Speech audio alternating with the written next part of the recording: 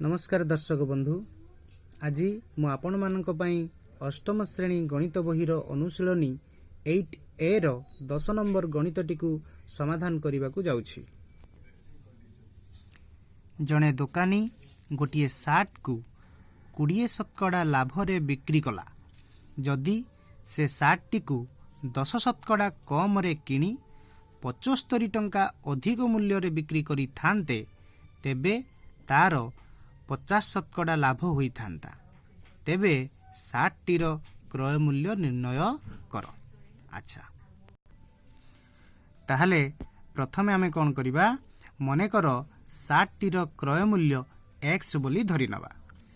लाभ तो आमर 20%, तेबे विक्रय मूल्यर सूत्र अनुसार 100 युक्त शतकड़ा लाभ गुणन क्रय मूल्य विभक्त 100। तेबे 100 प्लस 20% लाभ इंटू x बाई 100। तेबे 120x बाई 100 ताकू काटी देले केते हबो ना 6x बाई 5। सार्ट टीकू 10% कम रे किनिले केते हेबो ताले। तेबे सार्ट टीर क्रय मूल्य केते ना x minus x into 10 by 100।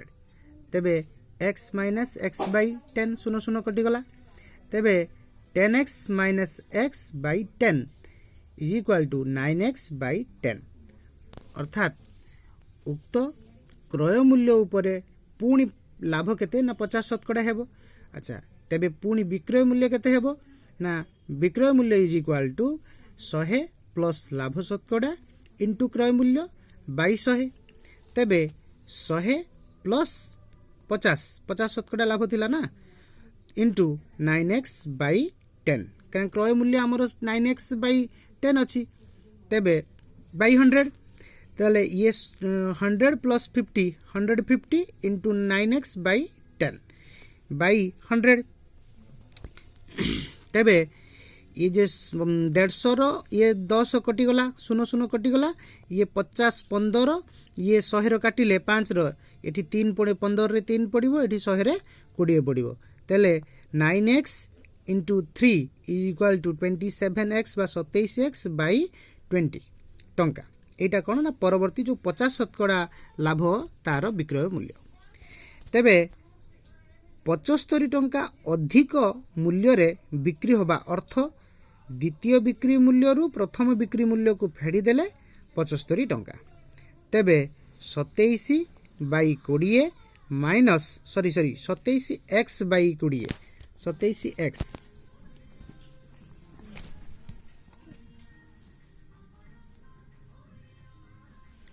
27x by 20 minus 6x by 5 is equal to 75।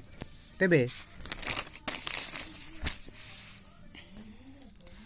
लसागु होबो 20, तेणु 20 रो 27x माइनस सेठी थिला केते 5, तेणु 5 रे एठी 20 कटले पड़िबो 4 into 6 24 is equal 24x is equal to 75। ताहले एठी 27x रु 24x गले आ रहिबो 3x by 20 is equal to 75। 3x is equal to केते हबो ना एठी जे 20 टा बाई थिला सेठी जाई कि गुणी जिवो 75 into 20 is equal to x जदि आमे रखिबा 3 टा एठी इंटू हेजे सेठी जाई कि डिवाइड हेरि जिवो।